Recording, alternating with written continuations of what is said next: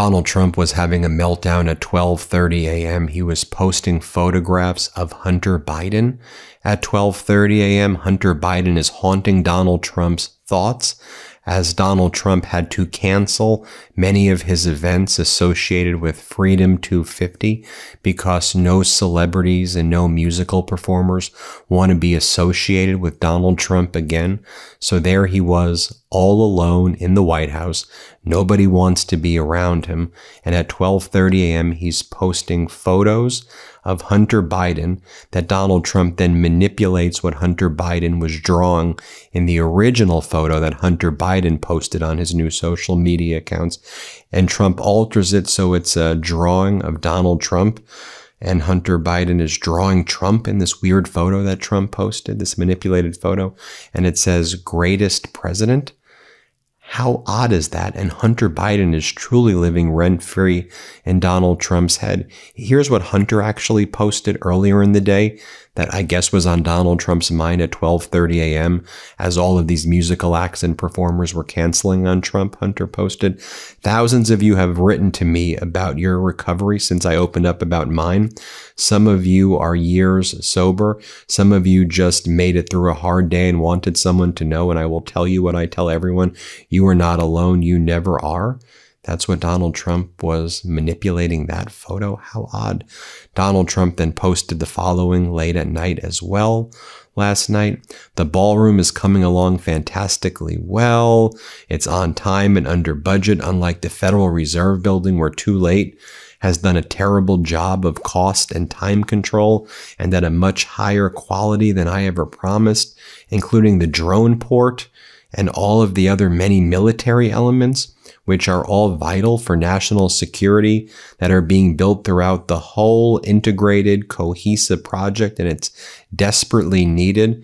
And Donald Trump is sitting in a White House that looks like this right now as he's posting about Hunter Biden at 12:30 a.m. Just look at what the White House looks like. It looks like a junkyard. It looks like this grotesque thing. And then earlier, Donald Trump talked about the concert for Freedom 250 being canceled because no one wants to be around him. No musical acts, no performers, no celebrities want to be around him. He's toxic. Here's what he posts. "On Wednesday, June 24th at 7 p.m. in magnificent Washington, D.C., now totally beautified, in one of the safest cities anywhere in the world, and in celebration of our country's 250-year history, we will be bringing you live the greatest rally ever. It will be special at every level, a rally to end all rallies. We don't want singers with no talent, but big fees to put you to sleep. We've told them all, stay home. All we want is you, me, a few speakers, and the greatest music ever played, the same music you have listened to for years. We will have the fabulous Lee Greenwood introducing me with what has turned out to be one of the greatest hits of all time. God bless America." And then just to show you how desperate this MAGA movement is, state regime media, which calls itself Fox, then brings on Vanilla Ice on TV last night to talk about all of these artists canceling, and Vanilla Ice didn't get the memo that the concert is over. And here's what Vanilla Ice, Donald Trump, Milli Vanilli, look what the White House looks like with this junkyard in its property. What the hell is going on? Here's what Vanilla Ice said. Here, play this clip. Who throws a better party than Trump? Let's be honest. I've been to a few of them. This guy really knows how to throw a great party. I mean, if anybody, it should be a great event, and it's our president. Let's go and enjoy our country and everything that from the past to now, good or bad. We're here. We made it, and here we are, still the greatest country on the planet. Well, it looks like the concert is now kind of morphing into a rally on the 24th of June. And it's going to have the greatest music ever played. Everybody. Yeah, I mean, but it's a rally. I guess it's going to have some music, greatest music ever played as well. And I assume you'll still be part of all that. I hope so. I don't even know. I'm here marinating, but I'm honored to even be invited for this, and I'll be there no matter what. But I'm just saying, this is going to be an epic birthday for our country. I'm honored, and it's going to be a lot of fun. Put your fanny pack on. Let's go back to the 90s for a minute and get your dance moves and let's get cheesy with it. Neon colors, go Ninja, go. Are you going to wear your pajama pants, those big? And while you have Vanilla Ice and Milli Vanilli commenting on Donald Trump, who's talking about drone ports and posting photos of Hunter Biden at 12:30 a.m., can we talk about serious things that are happening as well right now? I mean, obviously, Trump's cognitive and physical decline is very serious, but here's one of the things that happened yesterday. So after Donald Trump threatened to blow up Oman, remember Donald Trump said, I'm going to blow them up if they think they're going to have any control over the Strait of Hormuz with Iran. Here's what happened. Oman's main oil terminal, the Mina Al Fahal, was hit with a drone strike, causing a large explosion, suspending all loading and multiple supertankers now anchored off the port, per Reuters. This comes 9 days after Trump threatened to blow up Oman. Just to remind you, here was Donald Trump threatening to blow up Oman, so you can hear for yourself. No, the strait's going to be open to everybody. It's international waters. Nobody's going to control it. We're going to watch over it. We'll watch over it, but nobody's going to control it. That's part of the negotiation that we have. They would like to control it. Nobody's going to control it. It's international waters, and Oman will behave just like everybody else, so we'll have to blow them up. They understand that. They'll be fine. Now, it makes no sense to me that Iran would strike Oman, their allies.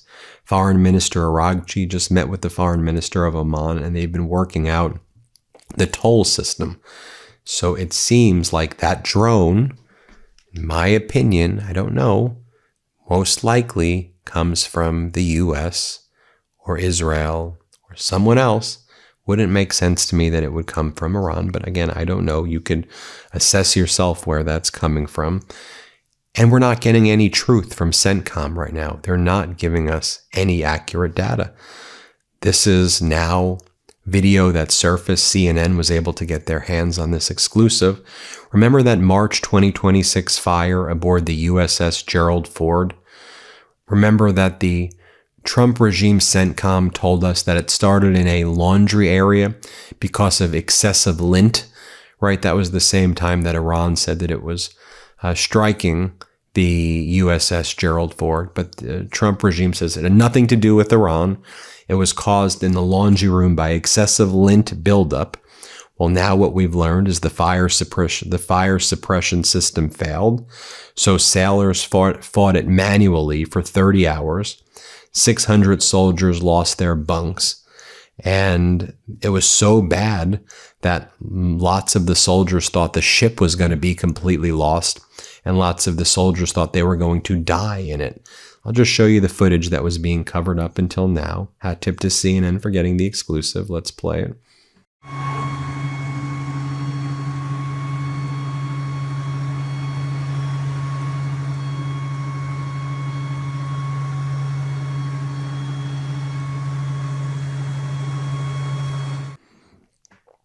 Now, Foreign Minister Araghchi of Iran put out the following statement yesterday. Iran does not seek war, but we will defend itself against any aggression. Iran's Foreign Minister Araghchi delivered a firm and clear message to the enemies, is what Tasnim news agency, which is Iran's news agency, is saying Tehran does not seek war, but will decisively defend itself if aggression is imposed on it. And one of the things that's haunting Donald Trump's mind and why he probably can't sleep at all, why he's up till 12:30 a.m. is a story not getting a lot of attention either. And it's this $10 billion lawsuit he filed against BBC. Remember, Trump sued BBC and said, you altered my words in one of your specials about January 6th. Well, BBC, the Financial Times is reporting, sent numerous discovery requests to Donald Trump's companies saying, okay, you're suing us for $10 billion. We want to look at your economic damage. Produce the records that show that you suffered $10 billion in damage. We want the records from the Trump Trust, which is what controls all these various entities that are all under the Trump Trust, so that we can determine what the actual damages are. Trump has produced 0 documents, according to this article. BBC has produced over 45,000 documents in response to discovery requests that were sent to the BBC, but Trump has produced 0 documents right now, and he's made all objections saying, oh, there's not relevant. But the BBC, for the first time, we have a news agency that Trump sued, doing what I always said needed to be done, which is go after all of Trump's documents during discovery, set Donald Trump's deposition, and be very, very, very aggressive about it. And we're seeing that that's precisely what they're doing. And I think, Donald Trump, where this probably heads, Donald Trump will dismiss the case, I predict. And he'll say, why would I pursue it? And this is why you have to go after those records. You have to go after those records, and you have to get it. Now, I just want to share this with you so you can see what a former defense secretary is saying about Trump's quagmire. This is a video of Lou Panetta, former defense secretary, and here's what he has to say about the situation that Donald Trump has put the United States in. Let's play it for you right here. I think what you're seeing is that this war is very much turning into Trump's Vietnam. In Vietnam, we negotiated, but in the end, the North Vietnamese basically took total control. We were lucky to get our forces out. I think we're heading in the same direction with this war. You are describing a grave mistake that ends in a quagmire then. Is that right? Exactly. I think, in the end, as long as we have a hardline regime in Iran that cannot be trusted, whatever you work out, for example, on the Straits of Hormuz, is going to be temporary at best because Iran remains in control of the Straits of Hormuz. And if you're trying to work out some kind of nuclear agreement based on the word of the hardline regime, they cannot be trusted. You're going to have to develop a verification process to really make sure that they're abiding by limits on enrichment. And that process hasn't even begun yet. So I don't see any progress being made on trying to ultimately end this war. And that's what's of concern. Can you point to the specific time or series of events that has you thinking this is turning into, as you put it, Trump's Vietnam? Yeah, no, in Vietnam, first of all, we never got a straight story from the administration as to what was happening in Vietnam, and I'm not sure we're getting a straight story right now from this administration as to what's happening in negotiations with Iran. Secondly, there was a series of negotiations. We were able to kind of resolve some issues. We were able to get our forces out. But in the end, North Vietnam won that war. And what I sense here is that no matter what we try to negotiate with a hardline regime in Iran, they're going to be in control of the Straits of Hormuz, and they are going to do everything they can to try to continue enrichment so that ultimately they can develop a nuclear weapon. That's my concern, is that everything we said we're trying to get our arms around is basically going to fall away, because in the end, it is a hardline regime that controls Iran, and we haven't changed that. And was that, in your opinion, written from the very beginning when the U.S. chose to strike Iran but did not topple the government? That was a fundamental mistake at the very beginning of this war, because the president said, based on Israeli assurances, that once the leadership was killed, that within a few days the regime would collapse. That did not happen. Our intelligence made very clear that was never going to happen. And so it was a terrible miscalculation. The hardline regime remains in power. And as long as they're in power, whatever we try to negotiate, very frankly, is only going to be temporary. I think where we're headed is some kind of flimsy agreement here. But in 4 or 5 years, I think the United States and Israel may very well have to go back to war with Iran. Yeah, that was Leon Panetta. And that's what Leon Panetta had to say.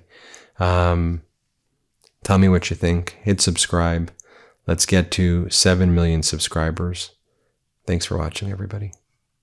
Want to stay plugged in? Become a subscriber to our Substack at MeidasPlus.com. You'll get daily recaps from Ron Filipkowski, ad-free episodes of our podcast, and more exclusive content only available at MeidasPlus.com.